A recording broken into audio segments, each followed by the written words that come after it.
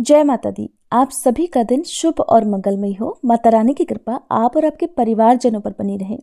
प्रिय श्रोताओं, आज से आप हमारे इस चैनल पर हर दिन चैत्र मास महात्म्य की कथाएं सुन सकते हैं, जिसके लिए चैनल को अगर सब्सक्राइब नहीं किया हो तो जरूर कर लीजिएगा, ताकि ये कथाएं आपको समय पर मिल सकें।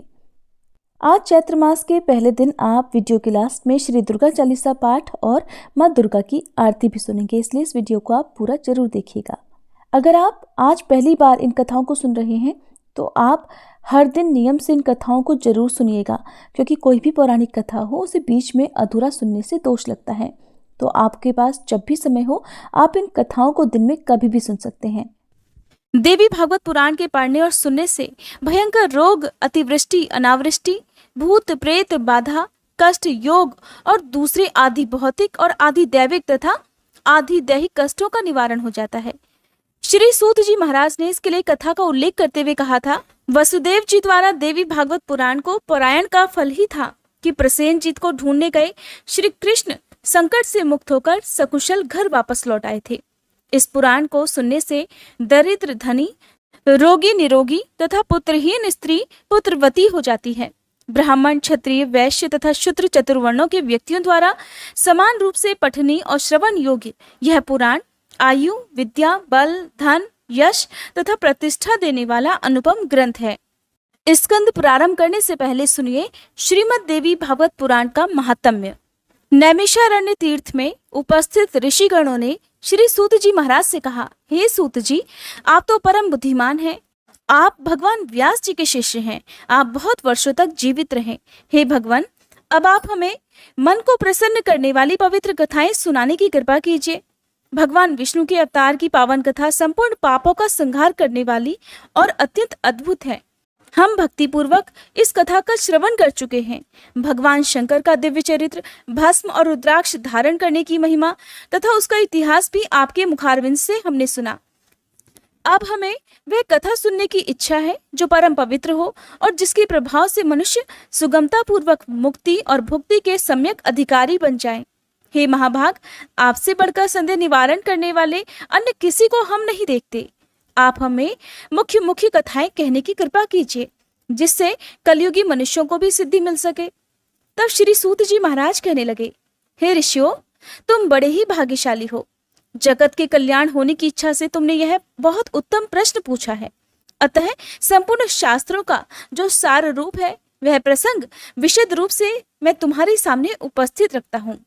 ऋषियों ने कहा, हे महाभाग सूत जी, आप तो वक्ताओं में श्रेष्ठ हैं।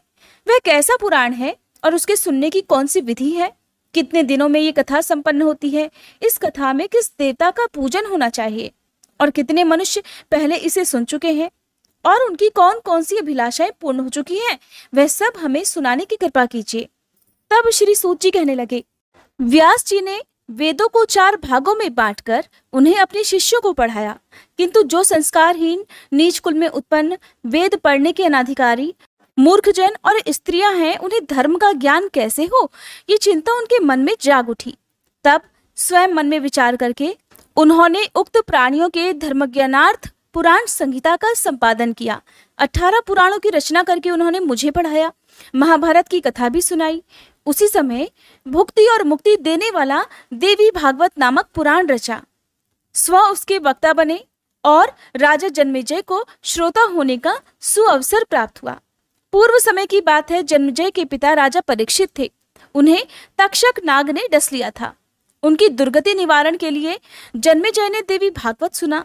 वेद व्यास जी के मुखारविंद से 9 दिनों में इसकी श्रवण विधि संपन्न की। वे त्रिलोक जननी भगवती आद्य शक्ति का विधि पूर्वक पूजन करते थे। नरवाह यज्ञ समाप्त होने पर उसी क्षण महाराज परीक्षित को भगवती का परम धाम प्राप्त हो गया। दिव्य रूप धारण करके वे वहां पधार गए। पिता को परम धाम प्राप्त हो गया, ये देखकर राजा जन्मेजय को अपार हर्ष हुआ। उन्होंने मुनिवर व्यास जी की भली भांति पूजा की। जो मनुष्य भक्ति पूर्वक देवी भागवत की कथा सुनते हैं, सिद्धि सदा उनके सन्निकट खेलती रहती है। अतः उन्हें निरंतर इस पुराण का श्रवण करना चाहिए। सतयुग, त्रेता और द्वापर में अनेकों धर्म थे, किंतु कलयुग के लिए एक पुराण श्रवण ही धर्म रह गया है। इसके सिवा मनुष्यों का उद्धार करने वाला कोई दूसरा धर्म ही नहीं है। कलयुग के मनुष्य धर्म और आचार से हीन और अल्पायु होंगे। उनके कल्याण के लिए भगवान व्यास जी ने पुराण संज्ञक इस अमृत रस का निर्माण किया है। इस देवी भागवत के श्रवण में मास और दिवस का कोई खास नियम नहीं है। मनुष्य सदा ही इस पुराण को श्रवण कर सकते हैं। आश्विन, चैत्र, वैशाख और ज्येष्ठ के महीने में तथा 4 नवरात्रों में सुनने से, अर्थात 2 गुप्त और 2 प्रकट नवरात्रों में सुनने से यह पुराण विशेष फल देने वाला होता है। नवरात्र में इसका अनुष्ठान करने पर मनुष्य सभी पुण्य कर्मों से अधिक फल पा लेते हैं। अतः इसे नवह यज्ञ कहा गया है। जो कलुषित विचार वाले, पापी, मूर्ख, मित्रद्रोही, वेद की निंदा करने वाले और हिंसा में संलग्न तथा नास्तिक हैं, उनका भी कलयुग में इस नवह यज्ञ से निस्तार हो जाता है, अर्थात उद्धार हो जाता है। महान तप, व्रत, तीर्थ, दान, नियम, हवन और यज्ञ करने पर मनुष्यों को जो फल दुर्लभ रहता है वह भी नवह यज्ञ से सुलभ हो जाता है। इसीलिए देवी भागवत सर्वोत्तम पुराण माना जाता है। ऋषियों ने श्री सूत जी से पूछा, हे महाबुद्धिमान सूत जी, महाभाग वसुदेव ने कैसे पुत्र प्राप्त किया? भगवान श्री कृष्ण ने परिभ्रमण करके प्रसेन को कहाँ खोजा और क्यों खोजा?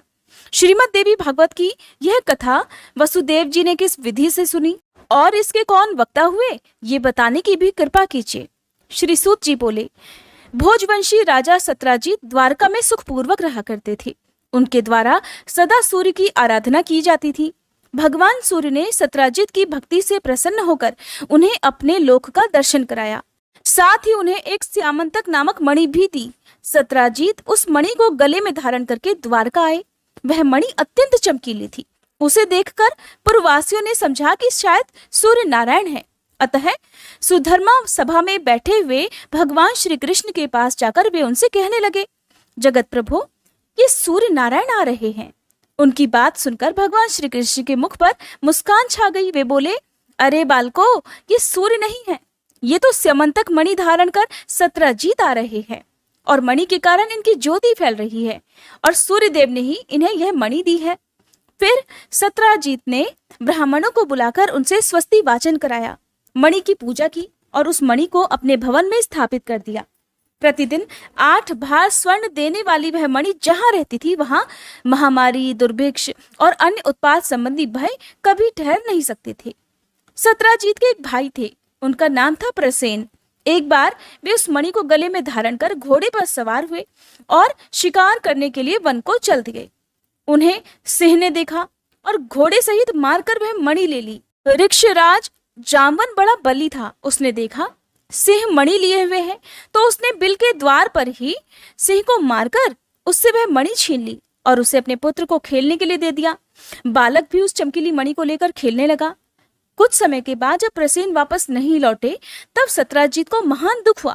कहने लगे, पता नहीं किसे मणि पाने की इच्छा हो गई, जिसके हाथों प्रसेन काल का ग्रास बन गया। फिर तो जन समाज के मुख से द्वारका में इस प्रकार किंवदंती फैल गई कि हो ना हो श्री कृष्ण ने ही प्रसेन को मार डाला है, क्योंकि मणि में उनकी आसक्ति हो गई थी। ये बात भगवान श्री कृष्ण के कानों में भी पड़ी। तब अपने ऊपर लगे हुए इस कलंक को दूर करने के लिए उन्होंने कुछ पुरवासियों को साथ लेकर यात्रा आरंभ कर दी। वे भयानक वन में जा पहुंचे। सिंह द्वारा मारे गए प्रसेन को उन्होंने वहां देखा। रक्त से चिन्हित मार्ग को पकड़कर सिंह को खोजते हुए वे आगे बढ़े। एक बिल के द्वार पर मरा हुआ एक सिंह दिखाई दिया। तब कृपा परवश होकर वे पुरवासियों से कहने लगे, तुम लोग मेरे लौटने तक यही रहना। मणि लेने वाले का पता लगाने के लिए मैं इस बिल के अंदर जा रहा हूँ। बहुत अच्छा कहकर पुरवासी वहीं बिल के बाहर ही ठहर गए। भगवान श्री कृष्ण बिल के भीतर वहां गए जहां जामवान का स्थान था। देखा ऋषराज का बालक मणि हाथ में लिए हुए था। उन्होंने मणि छीनने का प्रयास किया। इतने में ही धाय ने भयंकर शब्दों में गर्जना आरंभ कर दिया। धाय की चिल्लाहट सुनकर वहां तुरंत ही जामवान आ पहुंचा। उसका भगवान श्री कृष्ण के साथ युद्ध आरंभ हो गया। रात दिन लगातार लड़ाई होती रही। दोनों में 27 दिनों तक घोर संग्राम चलता रहा। उधर द्वारकावासी भगवान श्री कृष्ण की प्रतीक्षा में बिल के द्वार पर ही रुके हुए थे। 12 दिनों तक तो उन्होंने प्रतीक्षा की। फिर डरकर वे अपने अपने घर को लौट गए। पहुंचने पर आरंभ से अंत तक सारा समाचार कह सुनाया। सुनकर सबको बड़ा दुख हुआ। अब वे सत्राजीत की निंदा करने लगे। अपने पुत्र की यह कष्ट कहानी महाभाग वसुदेव के कानों में भी पड़ी। परिवार सहित वे शोक सागर में डूबने उतराने लगे। अब मेरा कल्याण कैसे होगा? इस प्रकार की अनेकों चिंताएं उनके मन में उठने लगी। इतने में ही देवर्षि नारद ब्रह्मलोक से वहां पधारे। वसुदेव जी उठकर खड़े हो गए, मुनि को प्रणाम किया, उनकी यथोचित पूजा की। नारद जी ने बुद्धिमान वसुदेव जी से कुशल समाचार पूछा, फिर कहा, नारायण नारायण। वसुदेव जी, आप इतने चिंतित क्यों हैं? इसका कारण बतलाइए। वसुदेव जी कहने लगे, मेरा प्रिय पुत्र श्री कृष्ण प्रसेन को खोजने के लिए पूर्ववासियों के साथ वन में गया हुआ था। मरे हुए प्रसेन पर उसकी दृष्टि पड़ी। बिल के द्वार पर देखा कि प्रसेन को मारने वाला सिंह भी मरा पड़ा है। तब पूर्ववासियों को द्वार पर ही ठहराकर वह स्वयं अंदर घुस गया। मुने, बहुत दिन बीत गए, अब तक मेरा वह प्राण प्रिय पुत्र वापस नहीं लौटा। इसी से मैं चिंतित हूँ। कोई ऐसा उपाय बताने की कृपा कीजिए जिससे मेरा पुत्र शीघ्र ही वापस आ जाए। तब नारद जी बोले, हे यदुश्रेष्ठ, तुम पुत्र प्राप्ति के लिए अंबिका देवी की आराधना करो। उनकी आराधना से ही तुम्हारा शीघ्र कल्याण होगा। वसुदेव जी ने पूछा, हे देवर्षि, वे अंबिका देवी कौन है? उनकी क्या महिमा है और कैसे उनका पूजन होता है? भगवान, ये सब बताने की कृपा कीजिए। नारद जी बोले, हे महाभाग वसुदेव, अंबिका देवी के संपूर्ण महात्म्य को विशद रूप से कौन कह सकता है? मैं संक्षेप से कुछ कहता हूँ, सुनो। भगवती अंबिका नित्य स्वरूपिणी है, सत्य चित्त और आनंदमय उनका श्री विग्रह है। वे सर्वोपरि हैं। वह चराचर जगत उनसे ओतप्रोत है। उन्हीं की आराधना के प्रभाव से ब्रह्मा जी इस चराचर जगत की रचना करते हैं। मधु और कैटभ से भयभीत होने पर पितामह ने देवी की स्तुति की और वे उस भय से मुक्त हुए। उन्हीं की कृपा से भगवान विष्णु इस जगत का संरक्षण करते हैं। भगवान रुद्र पर उनकी कृपा दृष्टि पड़ी, तभी संसार के संहार में सफल हो सके। वे ही संसार बंधन में हेतु हैं, मुक्त कर देना भी उनका कार्य है। वे देवी परमा विद्या स्वरूपिणी हैं। संपूर्ण शक्तिशालियों पर भी उनका ही शासन रहता है। तुम नवरात्र विधि से उन भगवती जगदम्बिका का पूजन करके 9 दिनों में श्रीमद् देवी भागवत पुराण सुनो। उस पुराण के श्रवण करने से शीघ्र ही तुम्हारा पुत्र लौट आएगा। इस पुराण के पढ़ने और सुनने वाले से भक्ति मुक्ति दूर नहीं रह सकती। इस प्रकार मुनिवर नारद जी के कहने पर वसुदेव जी ने उनके चरणों में मस्तक झुकाया और अपार प्रसन्नता प्रकट करते हुए कहने लगे, भगवान, आपके कहने पर भगवती जगदम्बिका की कृपा प्रसाद से सिद्ध होने वाला अपना पूर्व प्रसंग मुझे याद आ गया। उसे मैं कहता हूँ, सुनिए। पहले की बात है, आकाशवाणी से ये जानकर कि देवी के 8वें गर्भ से कंस का निधन होगा, पापी कंस ने भय के कारण मुझे सभा में ही घेर लिया। अपनी पत्नी देवकी के साथ मुझे कारागार में जाना पड़ा। जैसे ही हमारी संतान होती, दुरात्मा कंस उन्हें मार डालता था।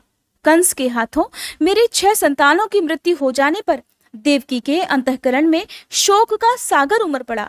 अब वह कल्याणी रात दिन चिंता करने लगी। तब मैंने मुनिवर गर्ग जी को बुलाकर उनके चरणों में मस्तक झुकाया, पूजा की, अनुनय विनय किया और पुत्र की इच्छा प्रकट करते हुए देवकी की कष्ट कथा उन्हें कह सुनाई। मैंने कहा, भगवान, आप तो करुणा के सागर हैं। यादवों ने आपसे दीक्षा पाई है। मुने, आप दीर्घजीवी पुत्र प्राप्त होने का साधन बतलाने की कृपा करें। तब दयानिधि गर्ग जी प्रसन्न होकर मुझसे कहने लगे, हे महाभाग वसुदेव, दीर्घजीवी पुत्र प्राप्त होने का उपाय बताता हूँ, सुनो। भगवती दुर्गा भक्तों का दुख दूर करने वाली और कल्याण स्वरूपिणी है। तुम उन्हीं की आराधना करो। उनकी कृपा से तुम्हारा तुरंत कल्याण हो जाएगा, क्योंकि उनकी उपासना से अखिल जनों के समस्त मनोरथ भी पूर्ण हो जाते हैं। भगवती दुर्गा में भक्ति रखने वाले मनुष्यों को जगत में कुछ भी वस्तु दुर्लभ नहीं है। मुनि के ऐसा कहने पर हम पति पत्नी दोनों के हृदय में अपार हर्ष छा गया। मैंने अत्यंत भक्ति पूर्वक उनको प्रणाम किया और हाथ जोड़कर कहा, भगवान, आप तो परम दयालु हैं। अगर आपकी मुझ पर कृपा हो तो मथुरापुरी में रहकर ही आप मेरे लिए भगवती जगदम्बिका की आराधना आरंभ कर दीजिए। महामते, मैं कंस के यहाँ बंदी बना हुआ हूँ। इस समय मुझसे कुछ भी होने की संभावना नहीं दिखती, इसलिए आप ही इस दुख रूपी दुस्तर सागर से उद्धार करने की कृपा कीजिए। इस प्रकार मेरे कहने पर मुनिवर गर्ग प्रसन्न होकर बोले, वसुदेव, तुम मेरे अति प्रेम पात्र हो, इसलिए तुम्हारे कल्याण के लिए मैं अवश्य ही यह प्रयास करूंगा। फिर तो मेरे प्रेम पूर्वक प्रार्थना करने पर मुनिवर गर्ग जी भगवती जगदम्बिका की आराधना करने के लिए कुछ ब्राह्मणों को साथ लेकर विंध्य पर्वत पर चले गए। वहां पहुंचकर वे भक्तों के मनोरथ पूर्ण करने वाली जगन माता के जप और पाठ में संलग्न होकर उनकी आराधना करने लगे। अनुष्ठान समाप्त होने पर आकाशवाणी हुई कि मुने, मैं प्रसन्न हूँ, तुम्हारा कार्य अवश्य सिद्ध होगा। पृथ्वी का भार दूर करने के लिए मैंने श्री विष्णु को आदेश दिया है कि वे वसुदेव के यहाँ देवकी के गर्भ से अपना अंशावतार ग्रहण करेंगे। उनके प्रकट होते ही वसुदेव जी कंस के डर से उन्हें लेकर गोकुल में नंद जी के घर पहुंचा देंगे। साथ ही यशोदा जी की कन्या को ले जाकर अपने यहाँ आए हुए कंस को दे देंगे और फिर कंस उस कन्या को जमीन पर दे मारेगा। इतने में ही वह कन्या कंस के हाथ से छूट जाएगी। उसका अत्यंत मनोहर रूप हो जाएगा। मेरा ही अंशरूप विग्रह धारण करके वह विंध्यगिरि पर जाकर जगत के कल्याण में संलग्न हो जाएगी। इस प्रकार आकाशवाणी सुनकर मुनिवर गर्ग जी ने जगदम्बिका को प्रणाम किया। अत्यंत प्रसन्न होकर वे मथुरापुरी में आए। मैंने उनके मुख से देवी का वरदान सुना। सुनते ही हम पति पत्नी दोनों को ही बड़ी प्रसन्नता हुई। मेरे हृदय में तो आनंद का समुद्र उमड़ पड़ा। तभी से भगवती जगदम्बिका का उत्तम महात्म्य मैं जानता था। देवर्षि, आज भी आपके मुखारविंद से वही महात्म्य मैं सुन रहा हूँ। अतः हे प्रभु, आप ही मुझे श्रीमद् देवी भागवत सुनाने की कृपा कीजिए। देवर्षि, आप तो दया के सागर हैं। मेरे सौभाग्य से ही आपका यहाँ पधारना हुआ है। वसुदेव जी की बातें सुनकर नारद जी प्रसन्न हो गए। शुभ दिन और शुभ नक्षत्र में उन्होंने कथा आरंभ कर दी। कथा की निर्विघ्न समाप्ति के लिए अनेकों ब्राह्मण नरवाण जप करने लगे। कुछ ब्राह्मणों ने मार्कंडेय पुराणोक्त दुर्गा सप्तशती का पाठ आरंभ कर दिया। नारद जी ने प्रथम स्कंद से कथा आरंभ की। वसुदेव जी भक्ति पूर्वक सुनते रहे। 9वें दिन कथा प्रसंग समाप्त हुआ। महाभाग वसुदेव जी ने प्रसन्न होकर पुस्तक और कथा वाचक की यथोचित पूजा की। उस समय भगवान श्री कृष्ण का जामवंत के साथ बिल में युद्ध चल रहा था। फिर भगवान श्री कृष्ण के मुष्टि प्रहार से जामवंत घायल हो गया। उसकी देह रक्त से सन गई। फिर जब चेत हुआ तब उसने भगवान श्री कृष्ण के चरणों में मस्तक झुकाया और अपार श्रद्धा प्रकट करता हुआ वह उनसे अपराध क्षमा कराने लगा। उसने कहा, भगवान, मैं आपको जान गया। आप ही राघवेंद्र भगवान श्री राम हैं। आपके क्रोध से समुद्र शुद्ध हो उठा था, लंका चौपट हो गई थी और सब परिवार रावण काल का ग्रास बन गया। भगवान, वे ही आप अब श्री कृष्ण रूप से यहाँ पधारे हैं। मेरे अपराध को क्षमा कीजिए प्रभु। मैं तो हर तरह से आपका सेवक हूँ। उचित आज्ञा देने की कृपा करें। जामवान की बात सुनकर जगत प्रभु भगवान श्री कृष्ण ने कहा, हे ऋक्षराज, हम इस मणि को लेने के लिए ही यहाँ बिल में आए हैं। फिर तो ऋक्षराज जामवान ने प्रीतिपूर्वक भगवान श्री कृष्ण की पूजा की। अपनी कन्या जामवंती का उनके साथ विवाह करा दिया और मणि भी सौंप दी। तब श्री कृष्ण ने जामवंती को पत्नी रूप में स्वीकार करके मणि गले में धारण कर ली और जामवान से विदा लेकर वे द्वारका के लिए प्रस्थान कर गए। उसी दिन देवी भागवत की कथा समाप्त हुई। उदार बुद्धि वसुदेव जी ने ब्राह्मणों को भोजन कराकर उन्हें दक्षिणा से प्रसन्न किया। ब्राह्मण आशीर्वाद दे ही रहे थे कि उसी समय भगवान श्री कृष्ण मणि धारण किए हुए पत्नी के साथ वहां आ पहुंचे। पत्नी सहित श्री कृष्ण चंद्र को वहां पधारे देखकर वसुदेव प्रभृति जितने भी लोग थे, उन सब के नेत्र आनंद के कारण छलछला उठे। उन सभी के हृदय में मानो हर्ष की बाढ़ सी आ गई हो। सभी प्रसन्न हो गए। फिर देवर्षि नारद भगवान श्री कृष्ण के आगमन से हर्षित होकर श्री कृष्ण और वसुदेव जी की आज्ञा लेकर ब्रह्मलोक को चल दिए। भगवान श्री हरि का जो यह चरित्र है, उसके प्रभाव से अपयश शांत हो जाता है। शुद्ध चित्त होकर निर्मल भक्ति के साथ जो इसे पढ़ता है अथवा सुनता है, वह पूर्ण सुखी हो जाता है। जगत में उसकी कोई भी इच्छा अधूरी नहीं रह जाती और अंत में वह भवबंधन से मुक्त हो जाता है। जय माता दी। इसके आगे की कथा आप सभी आने वाले अध्याय में सुनिएगा।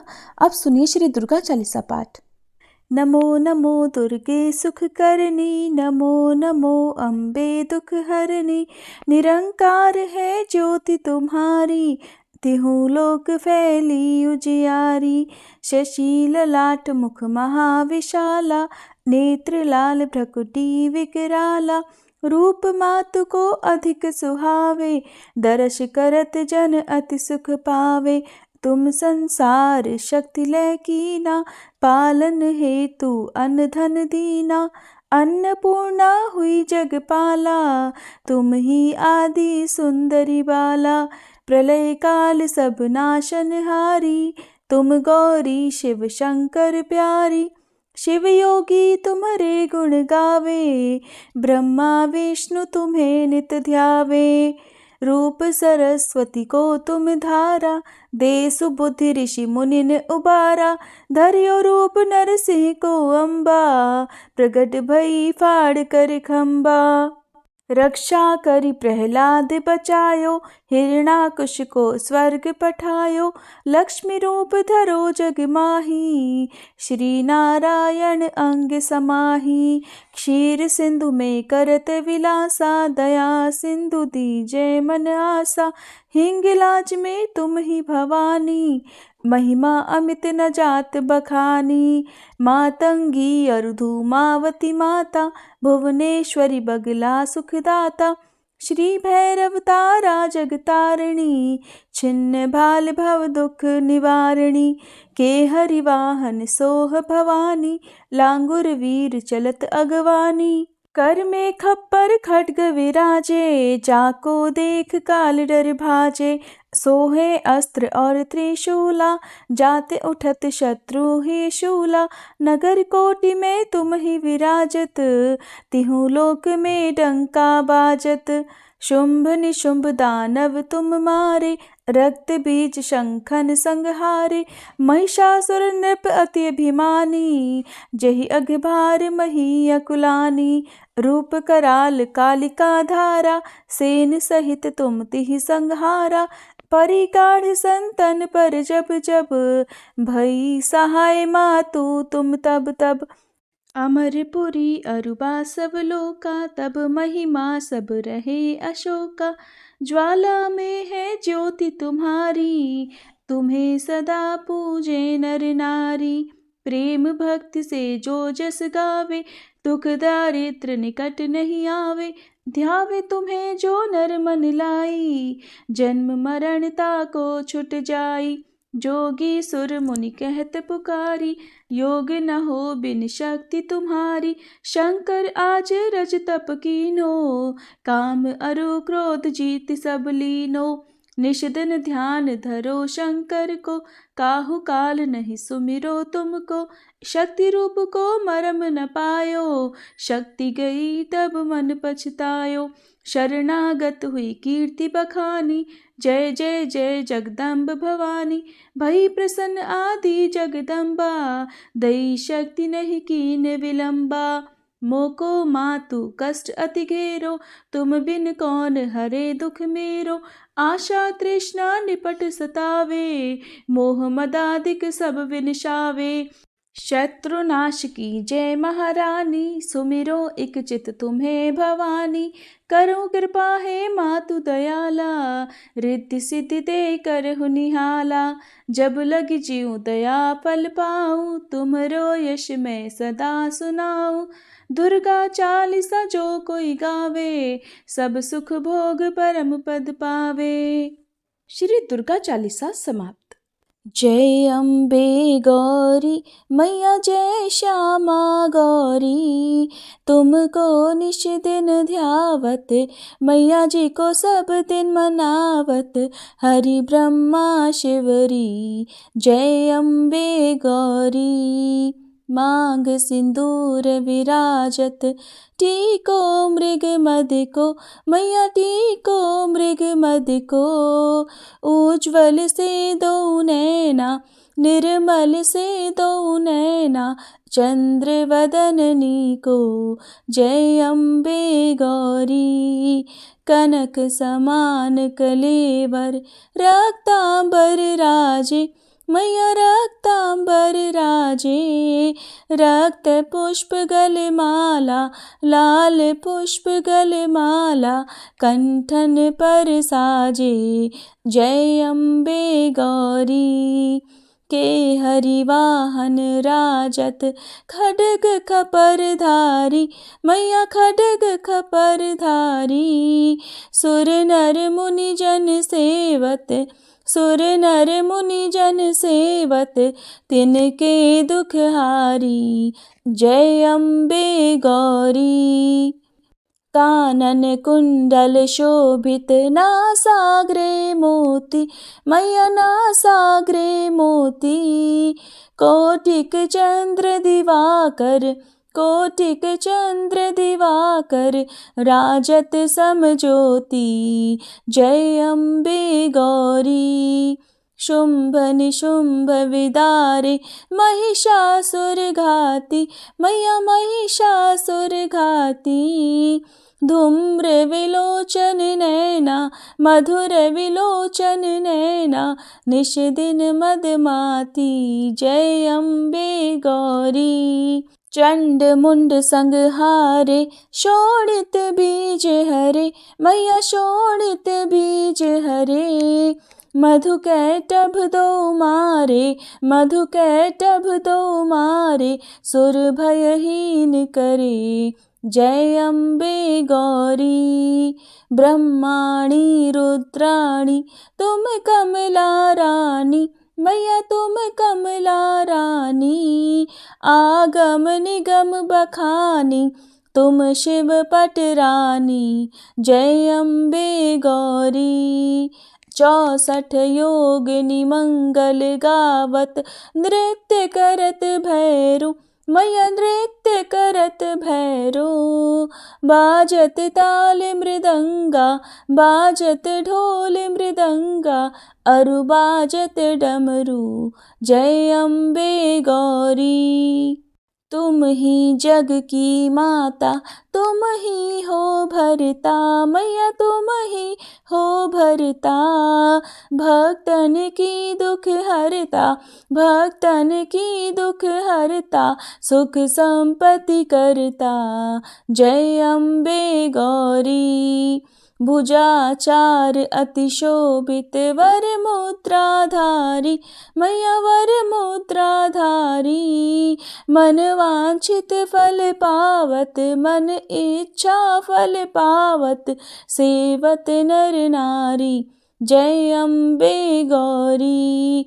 कंचन थाल विराजत, अगर कपूर बाती, मैया अगर कपूर बाती। श्रीमाल के तुम्हें राजत, श्रीमाल के तुम्हें राजत, कोटि रतन ज्योति। जय अम्बे गौरी। श्री अम्बे जी की आरती जो कोई नर गावे, मैया जो कोई नर गावे। कहते शिवानंद स्वामी, रटत भोलानंद स्वामी, सुख संपत्ति पावे। जय अम्बे गौरी।